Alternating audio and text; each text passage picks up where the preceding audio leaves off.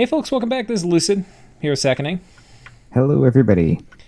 and we're jumping back into new casting, where we have a war raging now between Bogarus, Marignon, and Ulm. And we should be clear that both Bogarus and Ulm are fighting Marignon. Right. So I think we can we've got a lot of turns to cover to get caught up where the game is. So I think we can, like, this turn isn't very big. We'll cover the main I things, and I think think we can kind there of are move some pretty through. big fights in this turn. Yeah. So we might spend a lot of time just on those two fights. Right. So this Woo! is the big Marignon army to the rescue. The pride of France. Oh my gosh. Blot out the sun. Yep. Oh man, I've been playing a lot of archery crossbow nations recently. Yeah. Oh, you know, because you're casting the tournament finals. Dude, I'm so done with crossbows. I'm just going to pretend they never exist in my roster. I did that game as LA Agartha. After that, I'm done. Oh yeah. Yeah. No, I guess I'm playing MA Ulm in a game and I'm having fun. Yeah. Okay, so we've Okay. got some battles now. Oh my goodness. Yeah, so let's see here. So this is here. Okay. I love that gasp. Okay. Now we don't know. Mario rallied out of his. Remember, we know that the fort wasn't popped because there was a big army inside. Now we know what that army was, but this could also have been combined with some of his cap army, which could Right. reach there. So he's There's got a also bunch of these Godietic masters. And he's got a bunch of Godietic adepts and a ton of communion slaves. And then he's also got adepts of the Silver Order with gems. air gems, lots of Yeah. air gems. He's got some royal guards to catch, if there's flyers or something back here. He's got a vampire Just chilling. Oh, in he's case kind there's of tarts thugged or out. other Yeah, vampires or something. And then, like an anti-vampire vampire. Yeah. right. And then, yeah, a holy converted vampire, converted to the righteous cause of Marignon. That's right. Oh my Looks god, like he's just look got at a this bunch. archer volley. He's Okay. got a bunch of mages on the front line. He does. Okay, let's take a look. Where? Like up near the cavalry. There's like four mages, and I'm Oh, wondering what yeah. there's like, because these are like air, water, astral. So I'm not Maybe sure they're what they were. fluffing or something. Yeah, I thought it might be a fluff, but it's a weird fluff. It's a very weird, yeah. He's got earth mages behind, which I think are there for earth buffs, like summon earth power, and then Yeah. whatever. I get the feeling those But frontline mages aren't going to be there very long. yeah. Meanwhile, A bunch of shielded infantry up front, with some Zweihanders on the flanks, and then he's got two flanks of heavy cav, with a big core of archers in skirmish formation, and then peppered. And I like this part. He's peppered. He doesn't have his mages all bumped up. They're kind of scattered out. yep. And presumably he's going to do a pretty big, nasty communion. This is going to be a cool battle. We kind of know who wins, just because we didn't click it from the message screen. But let's let it commence, shall we? Yeah, I'm watching two on just another monitor, so we get two like Okay. that way we don't miss anything. Oh, actually, let's pay attention to what battlefield spells go off, because that's Right. something that has been an issue in the past for Ulm. Looks like Marignon put something up already. Oh, Hal went off. Okay, you're a little ahead of me, so that has. No, I'm watching. I'm watching on your thing. Oh, so. you said it's casting Hal, but it would have an Flaming icon arrow. if it had hit yet. I think we got Aerofend. Oh, fair enough. Yeah. So Aerofend is up. Okay, that's a key thing. Let's see on Marble this side. Warriors. On this, okay, they both have Aerofend. Now Ulm has flaming arrows. Oh my Jimmy god! died. Bloodletting. There's a lot of bloodletting, and I think who was casting all that? Was it? Well, we know Marignon likes bloodletting, and in fact, it caused some trouble for him earlier. Did we? Okay. Now, by the way, if you're doing bloodletting, guys, you want to cast Fog Warriors first, okay? Well, no. Okay, wait. Fog Warriors counters bone grinding. It does not counter. It kind of counters bloodletting. Bloodletting will actually get rid of Fog Warriors, I think. Yeah, it'll kind of clear it off. Okay, yeah, Marignon's definitely casting these masters. So if you're doing this, so it's bloodletting is magic armor negating damage, but only affects beings that are not lifeless, right? Mm-hmm. So it's kind of like, well, Marignon has done this before, and we commented on it before. It seems awkward to have a massive human army and then do bloodletting. Yeah. There's ways you can do it. Like if he had Will of Fates up, he would trade very favorably with Ulm. And Will of Fates actually is good to put up because it's going to... These are like deep, dark secrets I've never really talked about before. But because I don't think I've used mass bloodletting before, but never in a video series that I've put up. But the secret to doing it is Fog Warriors helps. It's actually going to mitigate at least one round of damage. And Will of Fates. And Will of Fates actually is going to protect your communion slaves. Because one of the things you find with bloodletting is you can only cast it so many times. Because not only does it cost a lot of slaves, but you will kill all of your slaves casting it. So Will of Fates actually will protect them for longer. As will your troops.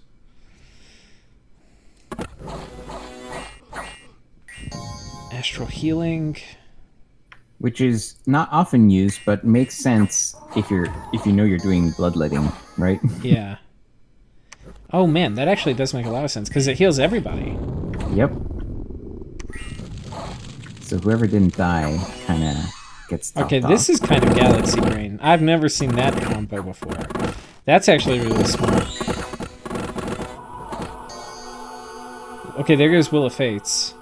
So he knew, okay, so he was doing Will of Fates, but he didn't probably time it all right. It was probably like Will of Fates was a longer cast time, and he didn't figure out that bloodletting would go off first, is my guess. Yeah, or it got interrupted by Maybe. the bloodletting, right? Something like that.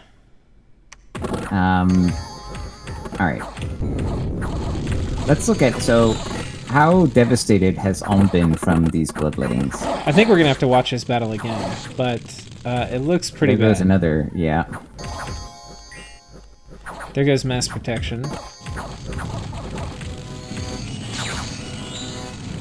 Alright, I'm digging this battle. This is probably my favorite battle we've watched so far. Yeah, I would say with the exception of the perhaps premature one or two bloodlettings. Yeah. And there we go, route from Ulm routes. If he had done this correctly, like if he had gotten Will of Fates off first, I learned something. I did not know about Astral Healing combo with Bloodletting. And he had done that properly. Would have been extremely devastating.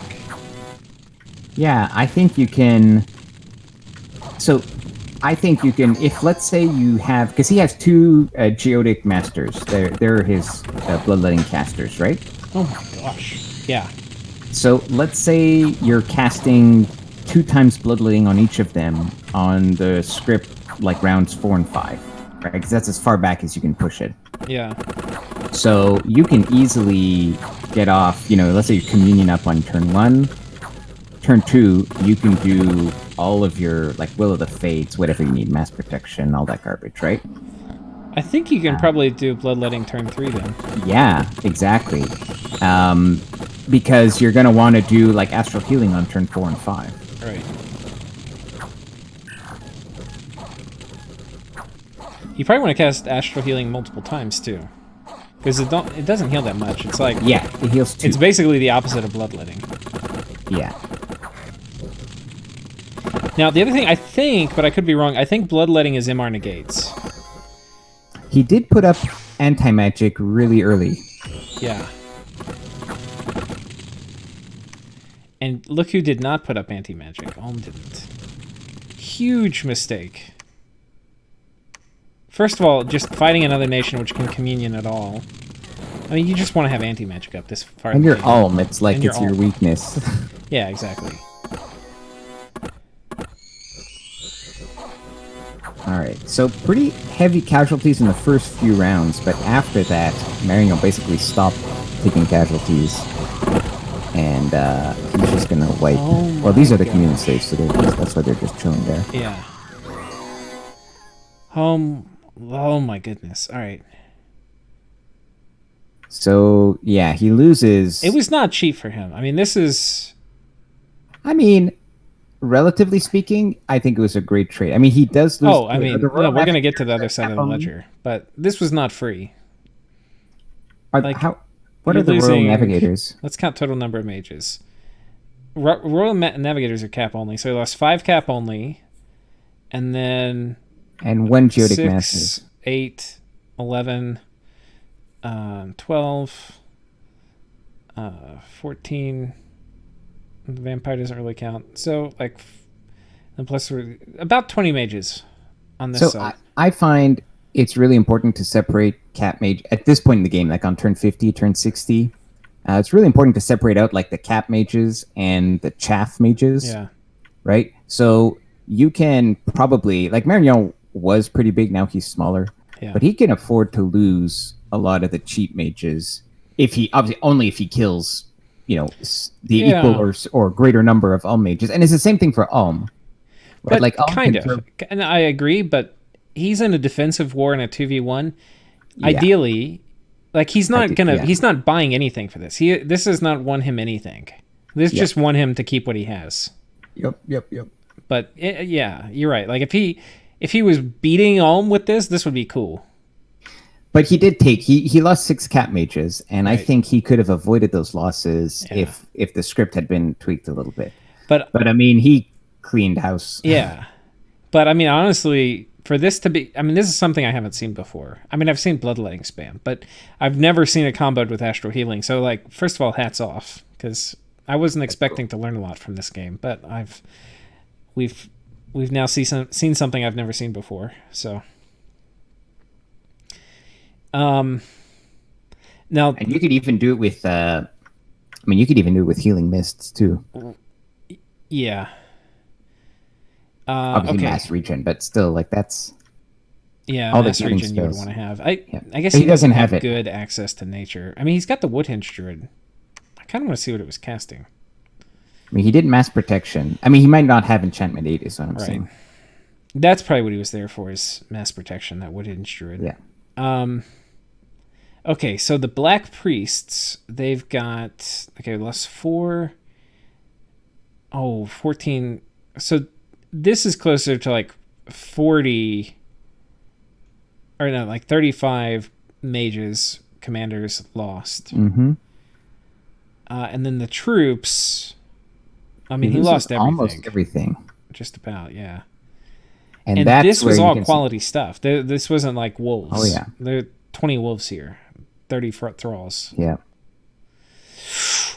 Great victory for Marignon. Yeah. I mean, yes, it cost him something, but still a very good. But after all the trading and casualties before, this might be the final lesson to be taught to Ulm, where Ulm's, like go fight somebody Stop else. it. Damn it. Well, that's important, guys, in a game.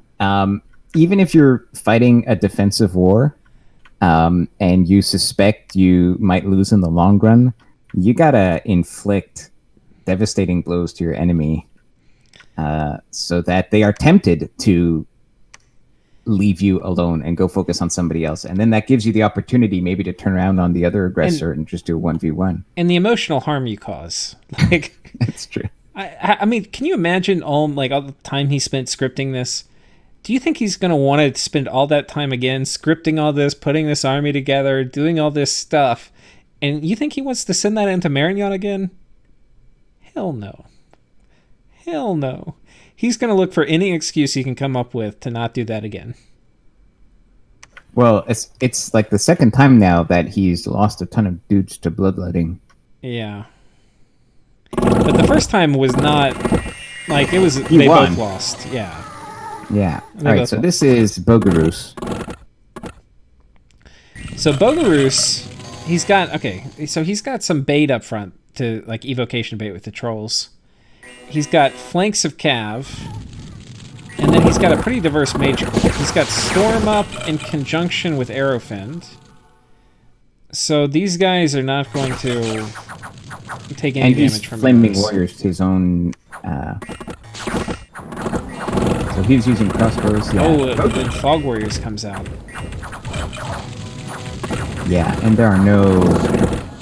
Well, there's. I No, feel there's like this is. Thunderstrike. Yeah, but not a lot. Like I feel like this is sort of like a That's- medium-ish army from Bogarus. Yeah. And given the amount of battlefield buffs that Marignon is bringing here, you kind of need more magic damage to get through Fog Warriors. Yeah. No, I mean, Marignon, look at the artillery coming down. Just look at this damage. Let's look at the communion slaves here. Okay, this is a slave. He's at 118. They're holding strong. They've got, yeah, reinvigoration 4. I think Bogarus is very close to having what it took here. He's got the Skelly spam. He's got a lot of mages. He's capable of killing through the Fog Warriors. The problem is his front line's too squishy. Yeah, he was going to win this fight. He just, like, look at this. He's just like, oh, my heavy cav will hold up. And it's just heavy cav. Why does it have 20... I guess I got buffed up with Legions of Steel? Because that's pretty high protection. Yeah, it must be. Damn. But yeah, I mean, this is not going to be good enough, like, versus Swihanders and stuff to... Well, yeah, it's Marignon is like only two-hand weapon humans. Right. It's like excellent at dealing with high protection troops. Right. You almost want more chaffy bad dudes. I It's think gonna be for better. yeah, I think for Marignon, I mean, for Bogarus to win this, they needed more, like, either chaff generation with, like, Raised Dead, which I have a fair amount of, or more importantly, I think they needed some more defensive buffs. Like, it kind of sucks versus Marignon, you really don't want to use mass protection, you know, because they have a lot of fire. Yeah. Now, of course, in this case, Marignon did not use fire evocations. And flaming arrows doesn't count because you're gonna have you're gonna have an arrow fend anyways. So Yeah. So maybe it is safe to do mass protection. I don't know. Okay, the front line of mages have fallen, and I think it's mostly communion slaves back here. It might just be the angels that saved the day here. I think they're paralyzed and stuff. He looks stunned or something. Did I miss the stun icon or paralyze icon? I don't see it. He's petrified. Oh gosh. Petrified.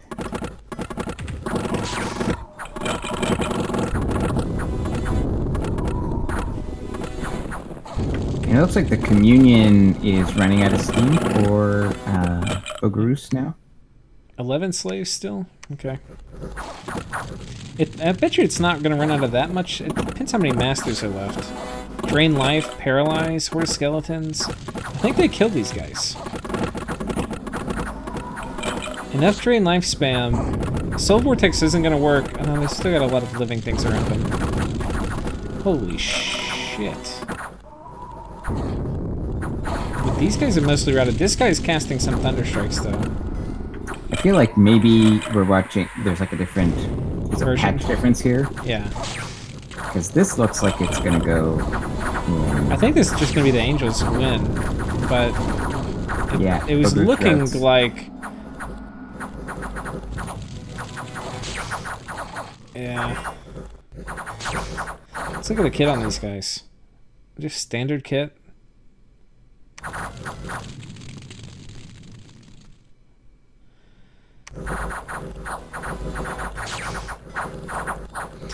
Okay, Fallen Angels won that.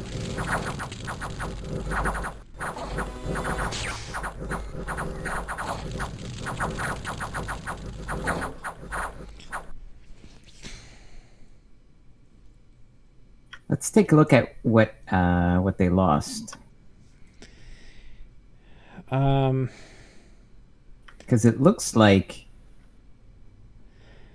Like I think this Marignon is the didn't. same battle we watched because these guys Yeah, lost almost all they their just ran away. troops. Yeah, but they just ran away. The mages ran away and didn't die. The Right, Marignon mages, right.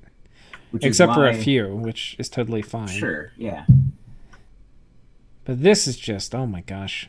18 astropelagists, losing 8 alchemists, 5 occultists. It's painful.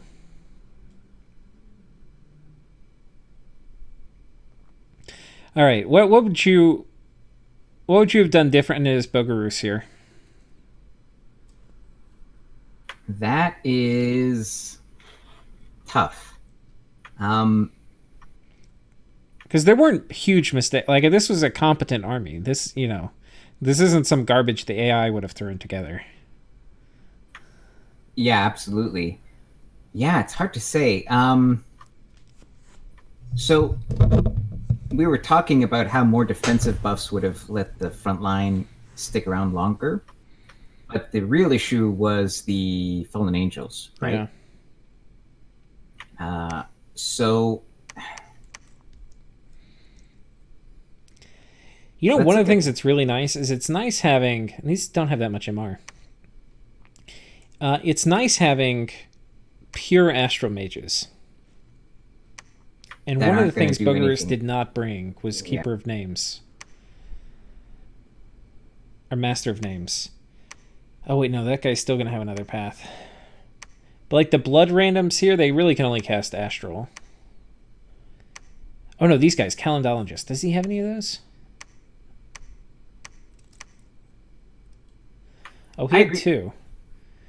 But, I think that's a good point. I think that I think Bogarus did a decent job. He was well kitted to fight like just a big conventional Marignon army. He had all the defensive buffs to deal with crossbows, and he had enough of a front line to delay enough of the two-handed guys so that his Skelly Spam communion can get online, and his evocation communion was doing great work. So if it was just fighting a conventional army, he would have been fine. yeah. And I think you made a great point, which is that unfortunately, for dealing with the 2 fallen angels, the mages were just casting things that were good at dealing with armies, but they weren't casting the Soul Slays or whatever, Yeah. right? And maybe bringing eparchs would have been a thing too, Maybe. right? Just Yeah. getting some of that. Actually, because the eparchs, they can stun them because they're sacred. Right.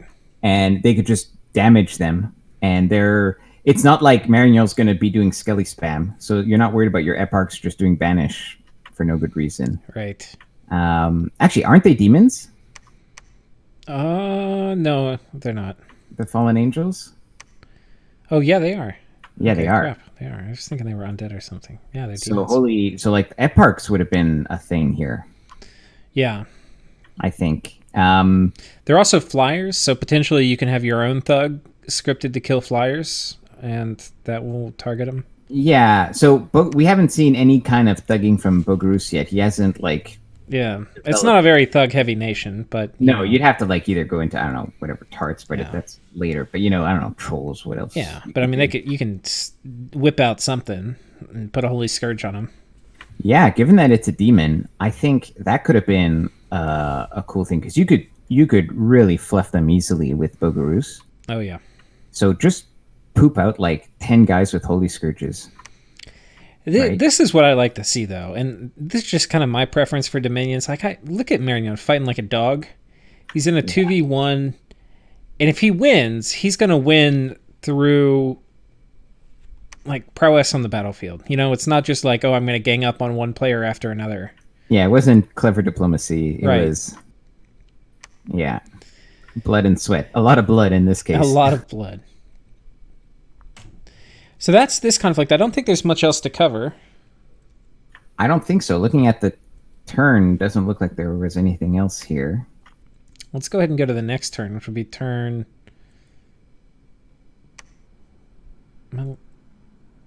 This was 56, so it'll be turn 57. Okay. My little tooltip wasn't displaying.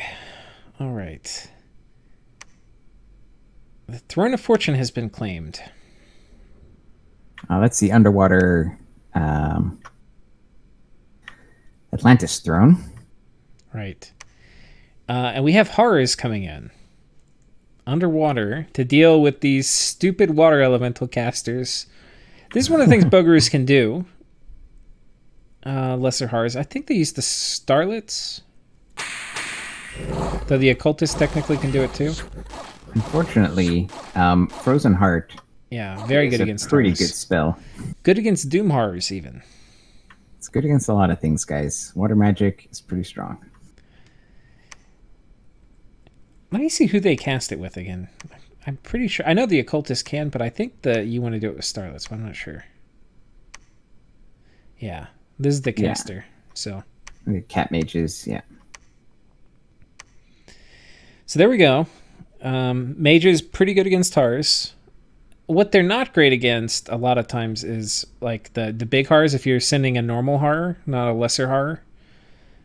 Well, it depends on the path, because horrors have great MR.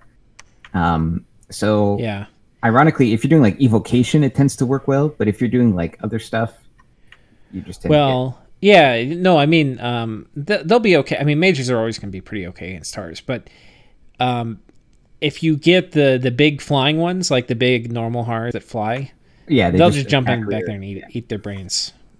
But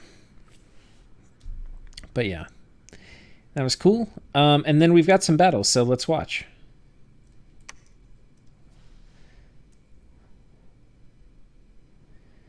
Another very similar army from Bogarus. Yeah, Flanks of cavalry before. Yeah, this is just versus PD with very buff Hoberg.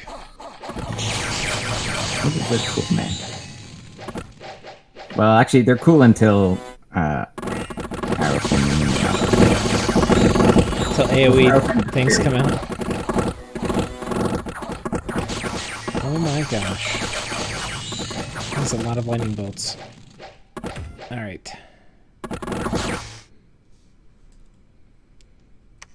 Uh-oh. Was this a big fight? Oh my gosh. Yeah, it looks like a big one. This is just the best war. This is the best war we've had so far. For sure.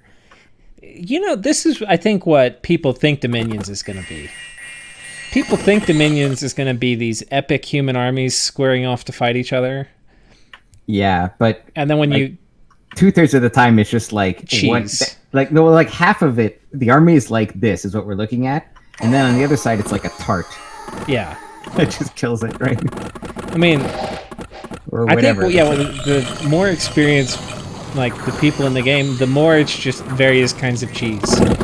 Yeah, for sure. But this is... I mean... Hang on, let's pause here. What round are we in the battle? Can we just check? 2.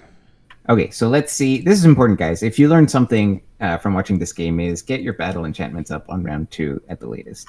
So Marignon has put up Will of... he's got Will of Fate's Fog Warriors. He's got Will of Fate's Fog Warriors, Arrowfend. That's enough to and mass do protection. A lot. Oh, does he have mass protection too? Well, they're all fire vulnerable. Yeah, they are. Okay. Yeah. Success. No matter, like, even if he loses, he's done the best he could. Like, well, yeah. I'm exaggerating. Yeah, but like, you're exaggerating. But obviously, the mage evocate, whatever your mages are going to cast later in the battle is important. But see, Marignon is relying not only on a core of mages, but he's also relying on like 200 two-hand weapon dudes, yeah, and like 100 crossbows. So if that's what you're doing, like, that's nice up until turn 30, but afterwards they need to be buffed. And let's look now at what is going on Bogarus' side. But Bogarus has a lot of skeletons. He's got... Now, this does not... I don't see a ton of... I mean, he's got some astropelagists here. And he's got Storm up. He's got Let's look at one of the dudes to see what kind of buffs he's got on. This is round 2. We'll do that. I'm just going to see the communion real quick. Wait. That's the slave. Do you have to click on a master to see the slave ratio? I thought you click on anybody. Okay, no. 12 communion slaves, magic boost 3. Okay, pretty even communion. Well, but I mean, this is a little risky because it means you're going to lose some, yeah. Oh, wait, no. But it's 2, 4, 8, 16. So he's fine, actually. He's got 4 extra. Yeah. But let's click on like a random troop, like one of those heavy calves. Yeah, basically no buffs. So he still has a couple turns, but this is a problem because Bogarus is also, like, both of these armies are relying on a large number of high quality troops plus mages. Yeah. But in this case, the Marignon troops are just so much better than the Bogarus troops. Like the buffs, it's night and day. They're both good troops to start with, but like, Marignon's not going to lose almost anything. Before, Bogarus at least was prepared for the archers. He had arrowfend and stuff up. Mm-hmm. Here, there's nothing. They're just naked. Like, this heavy cav charge is and tragic. Before, he also had legions of steel. Yeah, and some other fights that we saw. Obviously not in this one, right? Yeah. So, These heavy cav are just, The thing is, Bogarus is prepared with the mage corps he brought to kill these troops. The troops of Marignon he can kill. Right, so it's not like they're unkillable. But the problem is that Marignon's got a whole army and mages fighting, and then Bogarus really only has his mages. Like, nothing you see on this side of the battle is doing any damage. The only stuff that's doing damage are the mages. And he might not know the exact tech, but he saw Will of the Fates last time. So another thing to keep in mind, guys, is that human armies, like, they die to evocations and things like that, but they're really good against elite troops. Like, for example, heavy cav, because they're cheaper to get more. Like these, if you look at the Marignon, especially Marignon, every guy on the Marignon army is wielding a giant two-handed sword, and he's got Will of the Fates and like 23 protection. So like a cavalry charge is, even if you forget Will of the Fates, a cavalry charge is probably not going to kill him because he's got heavy armor plus, wooden warriors or whatever. So he survives the cavalry charge, and then it's a heavy cav is like a good unit, but it's like a high protection. It's like a heavy infantry on a horse, right? Yeah. It's just got a sword. Yeah. Whereas he's fighting against a guy who's doing like 24 slashing damage. That's actually going to delete heavy cav. Yeah. Once you add Will of the Fates to that, where they just don't die, like, it's a terrible matchup. If you had to, it just collapses. It just collapses. Yeah. If you had to theory craft an army for Bogarus here, you would not use heavy cav to fight Marignon, right? You want those two-handers to be killing skeletons, or like whatever you have, like, I don't know, chaffy axemen or something stupid, right? That you've obviously also buffed with Will of, that's the best thing you want. You want your own Will of the Fates, so that these two-handers are wasting all their fatigue killing like useless guys, and you let your mages do the work. So this is, I feel like Marignon has better troops than, yeah, I agree. I think the roster is, I think if you're Bogarus, you want to get out of the spending gold on troops business pretty, by this point, for sure. Well, I mean, you're going to need troops, because the thing is, Marignon's got like 400 dudes, right? But like a bunch of, I would just have. No, I would get some kind of summon, like bone fiends or something. Okay, yeah, sure, yeah. But against Marignon, who has high prot, high damage units, you don't want to be using like elites like heavy cav. That is like that you're on the wrong end of the rock paper scissors. Yeah, and honestly, I think he was doing pretty good with a lot of the. Like, the core idea of this, really, is just have the front line hold up long enough to let the skeletons get out here.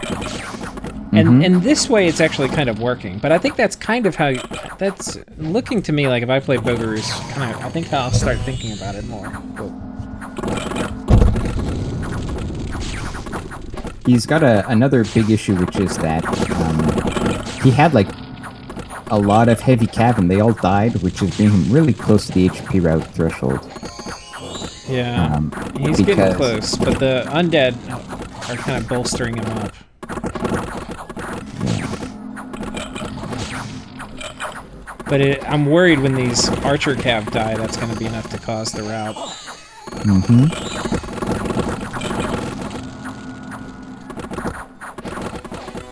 Now, strategically, remember that Bogarus also laid siege to this other fort that is northeast of Abyssia, which is where this battle is taking place. Now, I'm not sure if that army, and we looked at it briefly, that was also a significant army, and I'm not sure if that army could have been here as well, if he could have merged these armies. Maybe he couldn't, maybe they were reinforcements from far away. But if he could have merged that army with this one, so that Bogarus would have like double the presence that he has now. Yeah. If he could have done that and didn't do that, then that was incorrect, because it's such a huge stack coming from Marignon. This is getting into be a battle of morale checks, really.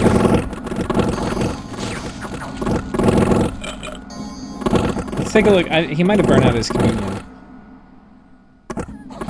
No, Bogarus is routed, I think. No, it's just routed. There's just nothing left. It's skeletons and a communion. No, Bogarus failed the morale check, I think. But yeah, this battle was actually kind of close. If he could have just... I'm not sure what to do, but if his guy, I mean, just even if the cavalry archers didn't charge in, because causing the morale, like the communion slaves were fine. His communion was fine. His mages were great. They weren't going to fatigue out, is what I mean. Yeah. So agree. If he just didn't have the HP route, he might have won that. And he had to protect his guys. See, like that army, I don't know if it could have been on Abyssia. Yeah. But it probably should have. All right, so Marignon feeling pretty fresh right now. Yeah, and he's also pressing in. Like you see to the south there, he's like... All right. Okay, so we'll keep covering action, but what do you think you do here? Do you... Because we also don't know the Diplo, but as Marignon... Or what do you do is... No, let's do is... Because Marignon's going to make peace with whoever offers it to him first. Yeah, good point. So I think that's pretty foregone. As Bogarus, do you keep pushing?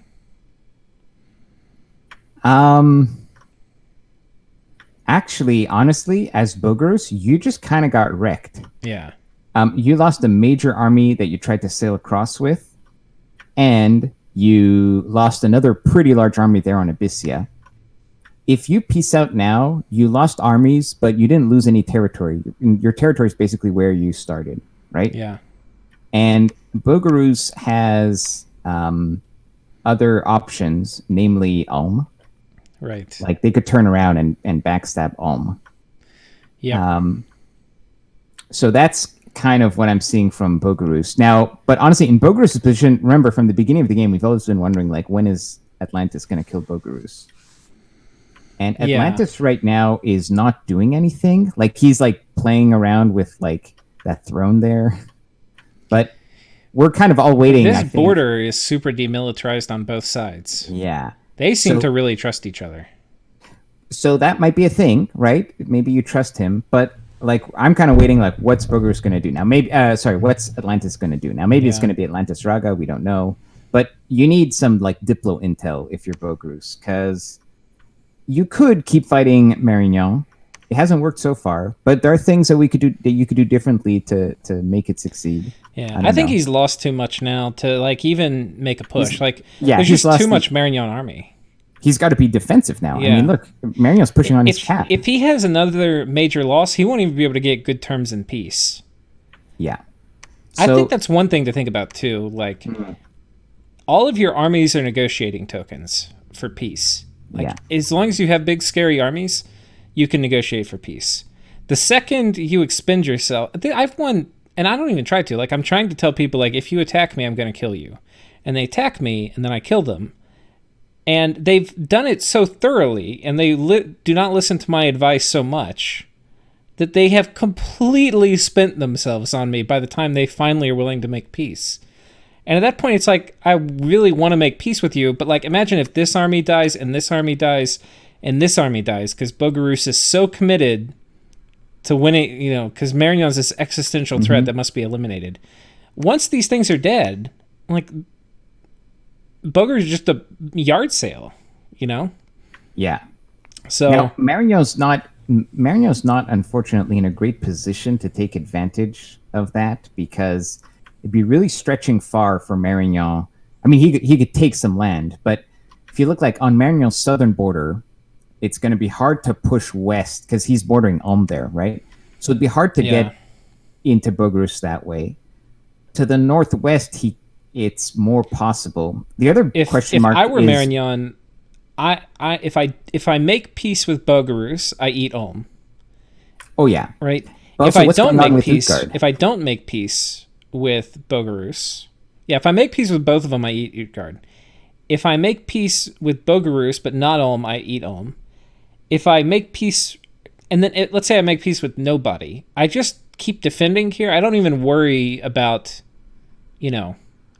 Apparently, Marignon's fully capable of defending themselves against the 2v1 on the southern front. Yeah. So I just keep doing that. And then all the Marinese armies are in the north. And then I just go fully on the offensive here. The question in my mind is, what happened with Utgard? Has he pieced out with Marignon? Because we're not seeing any more raiding. And it seems like... And he moved his army south here from this fort, so he doesn't appear interested in messing with Atlantis. Nor with Ulm. I bet you Utgard was hoping that these guys would beat up Marignon and then he could come in and get some of the spoils, but that's not happening. The thing is, the lack of raiding might not be a sign that they're at peace. It's just because Utgard's been pretty passive the whole game, so it might just be that. But that is, like, if I'm Marignon, that's something that I'm worried about. I have something funny to tell you about Utgard. So apparently, the player found out. So you know how we've been talking about turbo communions, like when are they going to come online? Right. The player thought that, like, he didn't know that you could mix astral and blood communions. Oh, and no. he thought you had to do like a slave matrix on your Scrotty to get him in. So he was like trying to figure out like tech, whatever, like paths to get slave matrices. So it's not, we're not going to see it for a while, but in, 10 or 15 turns, we might see turbo communions. Okay. Well, I mean, look, this is a game for newer players who are learning, so... Well, and that's not something you find in the manual, how to do Scrotty turbo communions, That's an advanced tactic. Fair enough. Yep. But well, anyways, all right. That's unfortunate. So I don't know what he's planning on doing. Yeah. But I think as Marignon, because we're looking at it as a 1v2, but it kind of is maybe still a 1v3 here. Yeah. So that's tricky. But honestly, given how Marignon seems to have demilitarized versus Utgard. Yeah. And so that kind of suggests to me that maybe they did sign some kind of deal. Yeah. I don't know what Utgard's going to do with that. If that is the case, I don't know what Utgard's doing. Maybe he's going to go fight Raga. I don't know. Yeah, if you're Utgard, you have to be relevant. Like, so right now, Utgard is on a quest to be relevant. So to do that, you need to figure out what tech you're going to need and at least get one ball of army. Like, right now, he's scared to fight anything, Yeah. Like, he's scared there's too many crossbows. And I actually talked with him a little bit. This was, like, way in the past. We were talking about stuff way in the past. And he was just saying that he was really scared of all the crossbows. And referring back to, like, turn 20. Mm-hmm. And he had done some tests, and Gamherdings get ripped apart by 200 crossbows. So yep, I think that's kind of his mindset. Well, except by now we're past that stage in the game. Right. I mean, if I were in Utgard's shoes, if he has pieced out with Marignon, I think you got to go like kill Ulm or something. Yeah. Like, I think you're either teaming up against Marignon or you're Marignon's buddy, and gonna get Ulm. Maybe he gets Ulm. Maybe that's the play, because Ulm is now fully. That's actually probably the best play. Ulm's almost fully expended himself. He's not much bigger than Utgard. I mean, he might lose. It's not a great national matchup, but Ulm's lost so much. Mm-hmm. There's not going to be like a huge mage core, which is going to come. Utgard hasn't lost really anything. Yeah. He's lost time, but he hasn't lost like his ball of sacreds. Like that army, I'm clicking on an army here. Actually, I'm clicking on two armies. Both of Utgard's big armies say like 100 units, and it's mainly Gamherdings. Yeah, exactly. Right, Only sacreds. All right. All right, so we have some horrors come in. Oh, the Keeper of the Bridge comes back out. I've moved on to turn 58. All right, let's take a look. We can probably squeeze one more turn in. Yeah, let's squeeze another turn. Okay, hang on. Let me load up. Well, I'll look at your screen. Oh, the Keeper is back. The Keeper is back. Yes. The Omega Chad Keeper. Who, by the way, he's been a boss this game. Absolutely. He's got some afflictions. He's a little beat up. Not a bit. This is the perfect application. Marignon, who has been using huge mage cores, been playing super well. This is the perfect application for the Keeper. Please tell me he does have the Amulet of Missile Protection. I wonder what I guess he's got too much other stuff to cast, because he's got to do regen, he's got to do like Iron Skin, Temper Flesh, probably Earth There's Power. zero chance this army kills him. The only thing, it would be nice if he had Body Ethereal. Wait, did he do Protective Force? I don't see Protective Force. That would be nice if he did Flying Shield. Okay, let's look at his it paths. Is not zero chance, because let's look. These guys hit for 21. Yeah. He's got 29, which is a lot. He's got a Vine Shield. Oh, he has a Vine Shield. He's fine, unless they break his Vine Shield. Yeah, that can happen. So question for you. So given the Keeper's paths, now he's taking 0 damage. Yeah, 0 damage. He's fine. Given his paths, what is your script? Well, in no particular order. Right, yeah, forget about the order. Just Encumbrance 3. He's got boots for re-invig. But that's it. Oh yeah, let's talk about like, what do you think are the absolute... I mean, the most important, you have to do Iron Skin. That's obvious. You need Iron Skin. I think you need Temper Flesh, right? Yeah. I'm not actually sure on Temper Flesh, but maybe. Temper Flesh is good if there's a thug. Like, it's not going to do hardly anything. Like, he's only getting hit for 1 damage anyway. I think I'd rather actually have Flying Shield than Temper Flesh. Okay. Do you do like a regen, Strength of Gaia or regen? I mean, in this particular case, Mist Form is pretty good because there's literally no magic.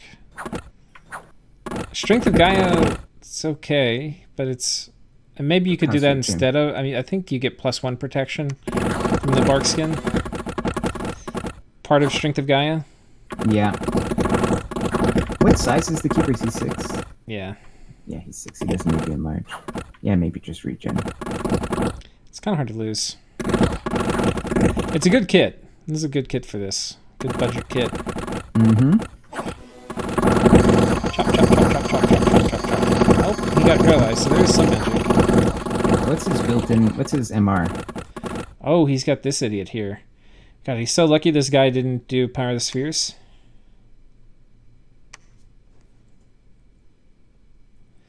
That paralyze is going to last a long ass time. He only has 18 MR. I wonder if you don't sacrifice the... Oh, no, he has an... And wait, he has an MR amulet and he's only at 18? He's probably an enemy Dominion. Yeah. Dominion penalty -3. Yeah, that's rough. Honestly, if I'm fighting Bogarus, which has a bunch of Astral Mages, I would do even the Earth Path MR buff as part of my script. Yeah, that probably trumps like Flying Shield and stuff. Yeah, because 18 MR is not enough for like a medium army of mages. He Cloud Trapped me, so he knew exactly what he was going to fight. Mm-hmm. Nice. Yeah. All right, perfect use of the god. We love Titans. Now, I mean, by this point in the game, you have to be careful with him because he's just, there's a ton of things that can kill him. But he perfectly picked this fight. Yeah, but also Marignon doesn't have great magic phase, thug killing. Like, it's expensive. Yeah. It has the units, but you gotta like. Did they get? I forget what summons they get. Do they get the cool air or? Yeah, I think they have serifs. Maybe They do? LA. I'm not sure. Maybe they do. I mean, I know what they have in MA. I just don't remember what they have in LA. Oh, are these guys retreating? What's going on? To the right?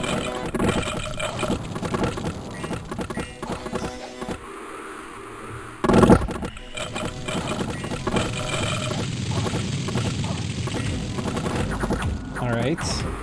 I'm seeing some buffs here. There we go. Aerophant. But now this Marinese army does not have all the buffs anymore. We see no Fog Warriors. We see no Will of Fates. And he's using his cap-only Sacreds. Which is odd that he's risking them without all the buffs. Maws of the Earth coming out. Yeah, this is... Bogarus gonna win this for sure. I feel like this was like this was more of like a misplay on the strategic map. Yeah. Marignon didn't quite consolidate his armies well after that last victory. And he was kind of spread out a bit too thin. Yeah. So... Maybe Marignon thought there wasn't as much here. Well, this is a thing that he was sieging this fort. Right. But this is like his deepest push into Bogarus. So he has to expect that whatever reinforcements are going to come for this. And I feel like that this would have been a great... but I mean, he might not have thought there was a ton that was going to come. Like... Well, I think obviously he didn't. Otherwise he would... No, like this isn't a big mage core. I mean, I guess... Yeah. I wonder if they gym burned, actually. That looks like what happened. Oh, no. No, I don't see it gym burn. Huh.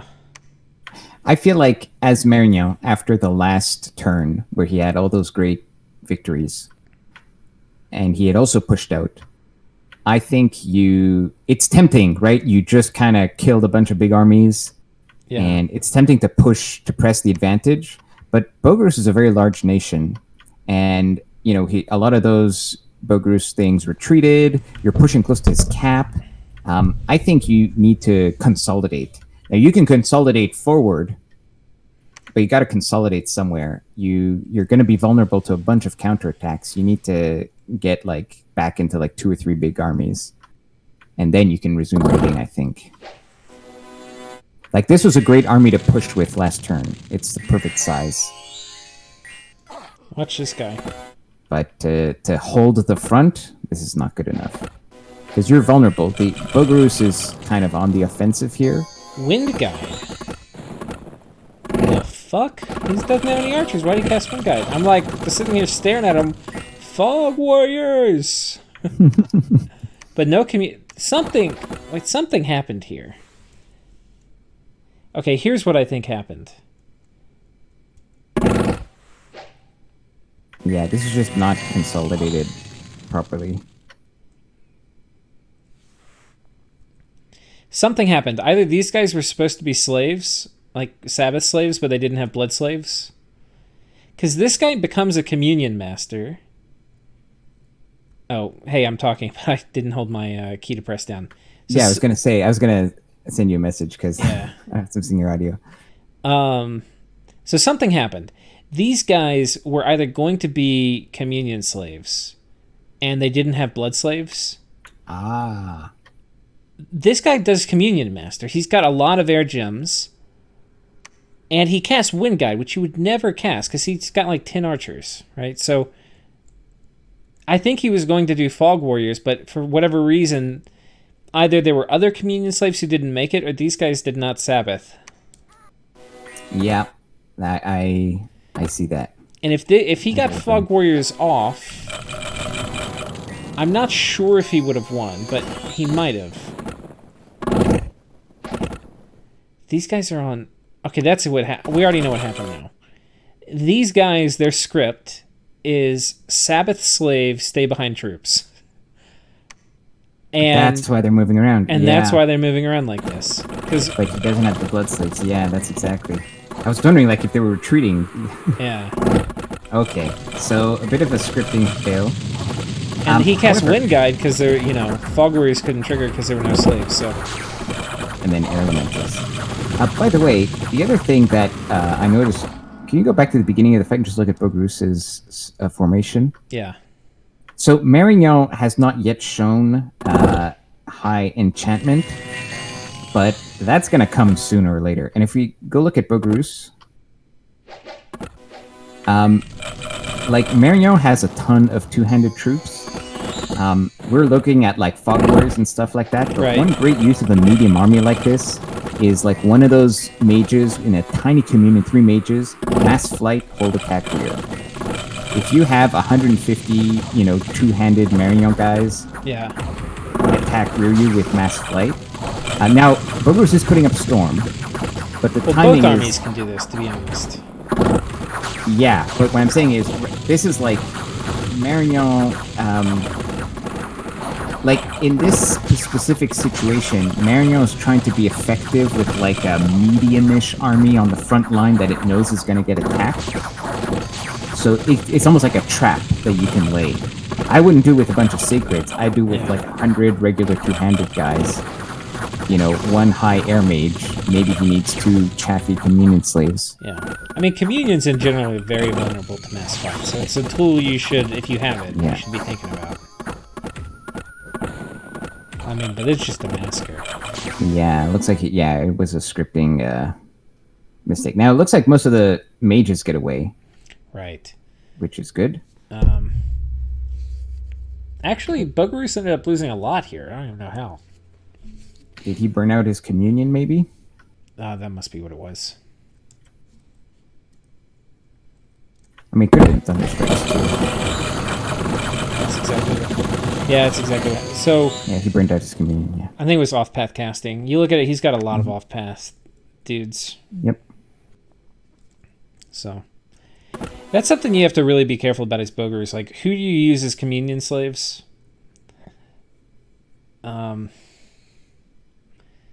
I think it depends, but in general, you're going to want to have, like, mostly, like, whatever you have most masters of, you're probably going to also want to use that as a communion slave.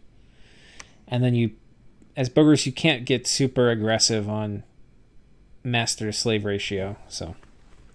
But he's been doing good so far. This is the first time you can do 2 ways. You could do like a massive, I cast whatever I want as master, but then you have like a 2-to-1 slave to master ratio. Or you have like just 2 flavors of army.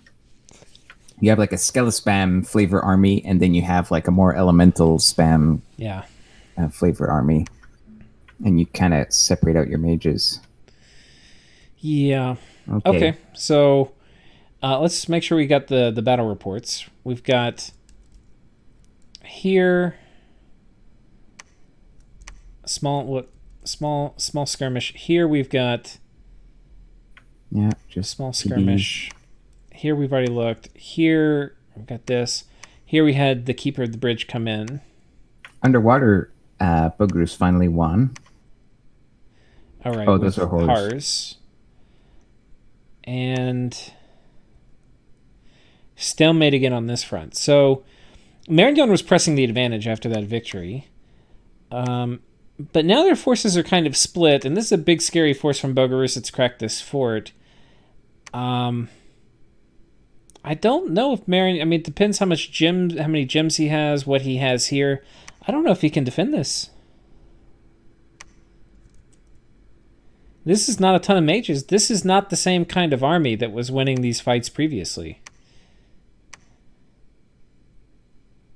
Yeah, I think it's a bit greedy to have extended that far out with that kind of army, right? I think if you're going to push into Bogarus offensively, you do it with small raiding squads, right? That are enough to kill PD, but not enough to kill a medium army. Like, you can afford to lose. Splitting his main army here was a mistake.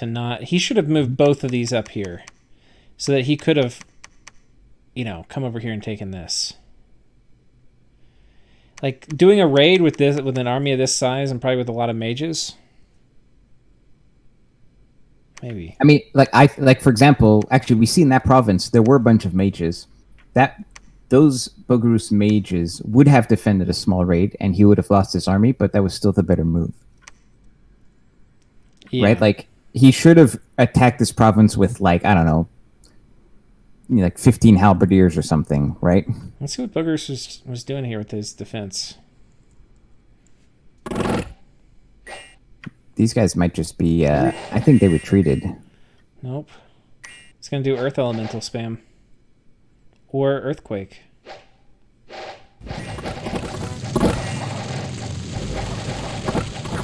Earthquake trap.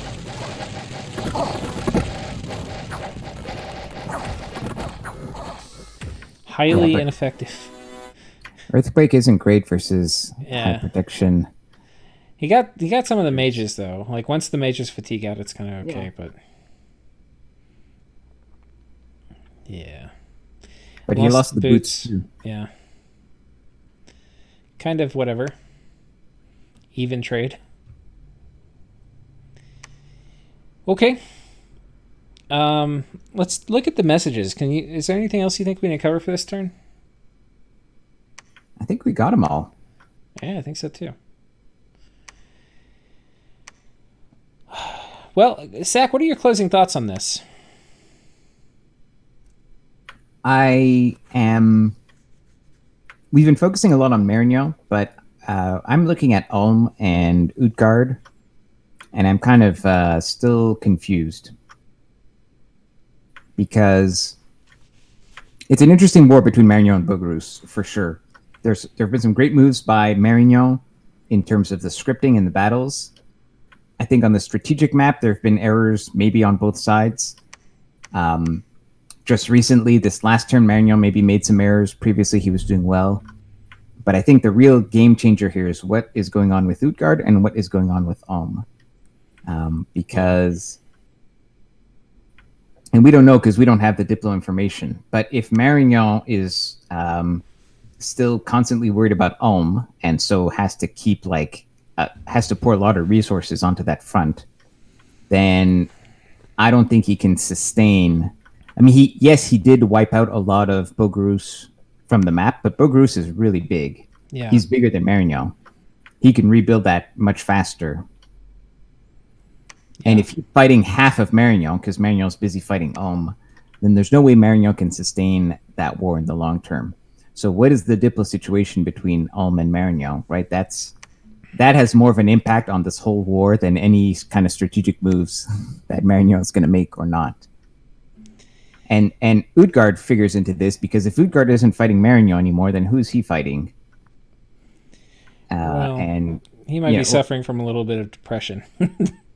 Sure, right, yeah. But okay. So if that's important, right? If he's not doing anything, then Ulm is free to keep throwing his, slamming his head against the Marinese walls, or whatever he wants to do. Also, why hasn't anybody killed Gath yet? That's the biggest question. Somebody please explain this to me. Gath's capital is now just a normal province. So it's only 17,000 population. Yeah, but still, some of these are valuable. But even if you're afraid of the giants, just take everything else, right? Yeah. Like, I don't know. I think that's one thing too, and like the people who've played more Dominions games, you get like a smell for blood, and when somebody's given up the game, like you can tell Gath is given up at this point. Mm-hmm. Like, players who've played a lot, they'll put them out of their misery pretty quickly. Like, yeah, let me help you with this. And the other thing, maybe Raga is lining up to do it. Like, Raga and Atlantis have been very quiet, too quiet. Right. And I think they have most of the thrones. Well, we haven't looked at thrones. Okay, so let's do a count. We've got we need 7 thrones 4 to for win. Atlantis with 7 to win. So 3 more for Atlantis. We've got 3 for Raga. 3 for Ulm. Ulm actually is tied. Ulm has a surprisingly large number of thrones. Yeah, but that's just like he's like a nugget empire near 3 thrones. Yeah. I think I could see Atlantis thinking about like just chill. I don't want to be anybody's enemy, and kind of building up for like a throne rush type play, which you can do nicely with Underwater. Yeah, definitely. Raga, although they have great, devastating flying armies that can reach out for thrones, is not yet in a position to do so. Like, I don't see that being his play. Yeah, let's. We haven't really looked at them. Let's. He's got a lot of Zidans or Zayedans. I've been saying it wrong the whole Yeah, time. you see, you've been saying it wrong. It's I've okay. get like people like 6 comments an episode of people saying I'm saying it wrong. Yeah. Well, Zayedin. Well, anyway. anyways, Um, so like they're he kind of spread could, out. like, he's in range of that Ulm throne. He's in range of a Bogarus throne. He's in range of whatever. Like, there's several thrones that are technically he's in range of, but he doesn't have that many to start with. Like, he's not in a position to go for a throne rush yet because this is a pretty big map. Yeah. He needs to eat another player before he can go for like the throne rush victory. And so I'm just wondering who. Well, like, look how much he's got. Like a big northern border with Atlantis. He's got a big southern border with Atlantis. A huge southern border with Atlantis. Yeah. He could eat Gath, which so can everybody. But the lands he would get first are the least valuable. Yeah, because they're Lemuria. Right. And that doesn't really get him anything strategically except access to this Ulm throne. He'd go this way and eat Utgard. I think that actually looks like the best play to me right now, but I don't know, what does that get him strategically? Yeah, that's the issue. So I think Raga would want to eat a player or win more land to position himself so that he could do like a Zayaden throne rush, right? So does eating Utgard give him access to more thrones that he wouldn't be able to fly to otherwise? Yeah. It kind of gives him the Ulm throne, like south, like north of between Ulm and Utgard. Maybe that wasn't in range before, but actually I think it's in range. I'm kind of looking at it. I don't know if it's a throne rush play for Raga. I don't think Raga has, like, the thrones Raga's going to need to get. A lot of them are Atlantean, which maybe he can do, but I mean, you're going to be picking a bone with a dog you can't kill. Like, he's not going to kill Atlantis, I don't think. Definitely not going to drive him out of the water. So then, like, okay, you get this. Maybe he can pull this throne from Atlantis, but then I feel like there's always going to be this Atlantis front he can't deal with. I kind of think as Raga, what you need to do is maybe you build up a bit, but you need to do like a devastating land alpha strike against Atlantis, which includes his cap. Yeah. If Raga can and they can do that easily because of flying units, right? If they can get the whole the core lands of Atlantis, right? His cap and just these that three land forts. Area. Yeah, these 3 forts. Yeah, if he can do that in the opening salvo of a war, then the raiding that Atlantis can do from underwater onto land are not super relevant because he can squash that with flying troops wherever he goes, and that would eliminate Atlantis as like a winning threat from the game. You have to have a good plan for that, though. Fighting Atlantis in Cold 3, though, it's hard. But that's the only... I feel like that's currently... Like, we've been focusing on Marignon because that's where the action is happening. Do we remember what Blessed Raga has? Rainbow. Does it have magic weapons, though? I do not remember. Let's check. Does not... Attack no, it doesn't. skill. He was relying on the cold dudes for Strength 2. These guys cannot kill Atlanteans in Cold 3 with any kind of protection. Like, if he does Stygian Reigns, these guys literally will do nothing. Yeah, maybe he's feeling it's not a great matchup. So, I'm not an expert Raga player, but I feel like if you're going to come and try to take his cap, he's going to have... I mean, I don't even think the force needs to be that big. I mean, there's so many different things Atlantis can do, but like at a minimum, Stygian Reigns and Wailing Winds. I don't know if there's a great answer from Raga for that. I mean, if he brings a big enough mage core, he can do it, but I don't really know what the mage core he would bring and what they would do. I think, Fire mages and it has cold? to be like strategic map shenanigans, I think, because if you don't have a huge core of ice guards, then just flyers attacking rear are gonna delete those key mage spells. Like you get rid of Yeah. Wailing Winds by having Zeidans kill that mage, I right? mean, you can protect the man. Come on. Well, that's why I'm saying it has to be a strategic map. Like that's why he has to use his mobility advantage to target smaller armies right out in the field. If it's just going to be like a big army versus a big army in Cold 3, I agree with what you're saying. Like maybe Raga doesn't have a great matchup. I mean, I think you can permanently dedicate like 4 mages with bodyguards clustered together with small PD dumps of like 30 or 40.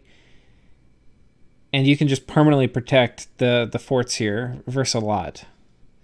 I mean, what should Raga have? Raga should have Fog Warriors, which Atlantis doesn't care about. Potentially, I think they have some Earth access, right? Well, by now they have access to everything they want. I think he's got. I'm just saying, do they have it? He's got a Rainbow like, Pretender. He can do anything.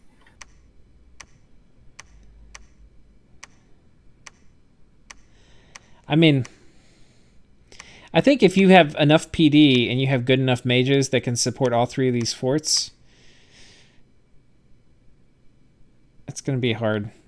Here's what I'm thinking for Raga. I think you eat Utgard, and then you eat Ulm, and then you eat Gath, and you just don't even give a shit about the thrones.